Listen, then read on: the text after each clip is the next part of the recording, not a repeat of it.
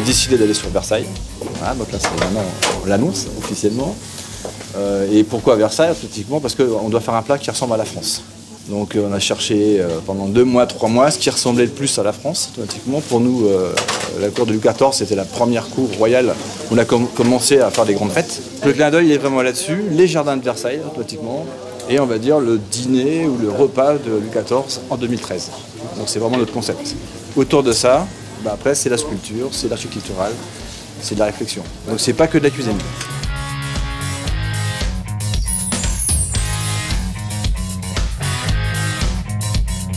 Il y a une équipe et chacun bien à sa place.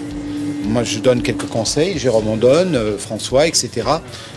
Mais il faut être très vigilant parce que le patron, c'est quand même Fabrice. La justesse maintenant par rapport aux essais qu'il a fait, par rapport aux poissons qu'il va effectuer, c'est qu'on puisse se réunir de temps en temps pour déguster le plat, le voir, faire des commentaires sur le visuel, faire des commentaires sur la dégustation, mais que Thibaut ne soit pas présent. Le travail de Fabrice, ça sera de recueillir toutes ces impressions et d'en faire un résumé.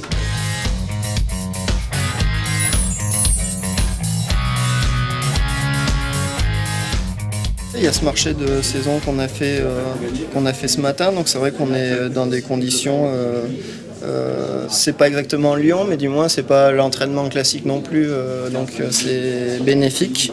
C'est déstabilisant, mais il vaut mieux être déstabilisé maintenant et s'y faire plutôt que de découvrir ça le 30 janvier et perdre ses moyens. Donc je prends ça vraiment côté positif, c'est que c'est un entraînement à la présence, aux médias, aux gens qui sont... bon, il n'y aura personne dans le box le jour J, hein, mais bon... Ça casse la routine et le petit train-train qu'on pourrait tenter de mettre en place parce que c'est plus facile. Là, il n'y a pas moyen, donc ça c'est bien.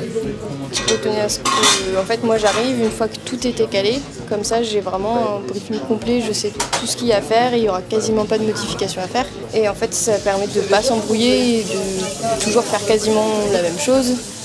C'est plus efficace en fait de travailler comme ça. Donc, pour l'instant, c'est le début. Ça met un petit peu dans les conditions du jour J parce que là, il y aura beaucoup plus de monde que ça, beaucoup plus de bruit.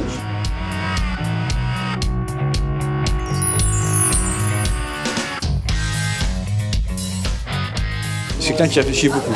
Moi, je l'appelle le penseur. C'est un peu comme Rodin, c'est quelqu'un qui va mettre beaucoup de temps à prendre ses marques, automatiquement, à bien réfléchir. Nous, on échange énormément. Je leur mets sur terre de temps en temps qu'il faut leur mettre sur terre. Après, il reprend contact, comme on dit, et on avance comme ça au fur et à mesure des choses. Et moi, ce que je veux, c'est justement pouvoir continuer de travailler jusqu'au 30 janvier.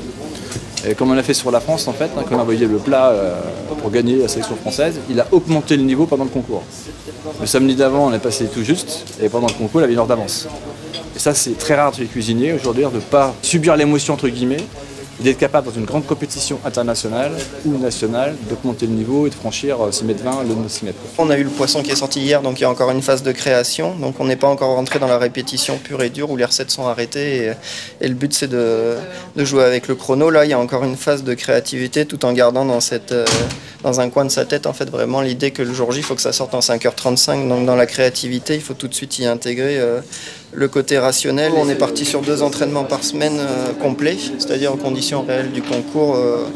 Il faut vraiment se mettre de A à Z dedans, quoi. C'est sortir ses couteaux dans le temps imparti. Il ne faut pas se voiler la face, il faut tout de suite être en conditions réelles. Donc grosso modo, on ferait 2 entraînements par semaine. Ça permet de digérer chaque entraînement. Ça ne sert à rien de les enchaîner tous les jours. Il faut le temps de digérer, de dire bon bah ça n'a pas marché, ça c'est bien, sinon c'est bête et fatigant. C'est pas un sprint, hein, c'est vraiment plus proche du marathon, gérer son effort et puis arriver le jour J lucide et en forme physiquement, quoi.